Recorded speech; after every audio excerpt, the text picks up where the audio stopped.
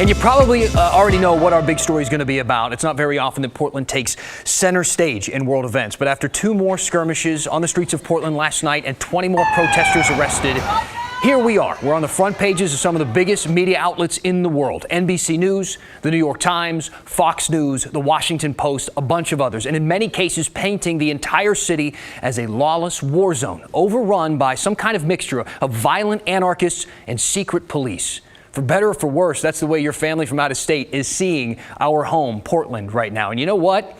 Your grandma from Pennsylvania might have a pretty good point. It's not a good look. It isn't. And while the country may be just tuning into all of this, you and I, all of us, we've been locked in since day one. These skirmishes between police and protesters have happened almost every day for 7 weeks, and people on both sides have been getting hurt. And we have seen what this has done to each other, what this has done to our city.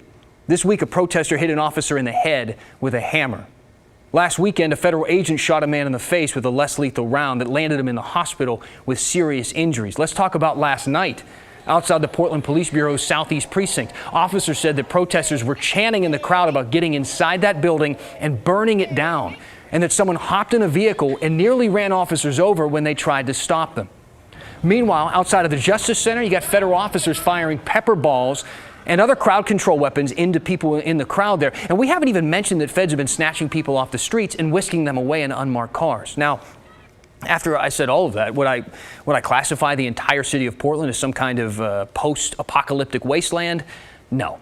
Most people woke up this morning to a normal Friday in Portland, or whatever normal is nowadays. But what's happening in these small pockets of the city is not normal. I mean, we can all agree on that. How it's handled, well, that's got us divided. The national media and people in other states and your grandma, they can have their opinions, but this isn't about reputations. It's about solutions, and those can only come from us.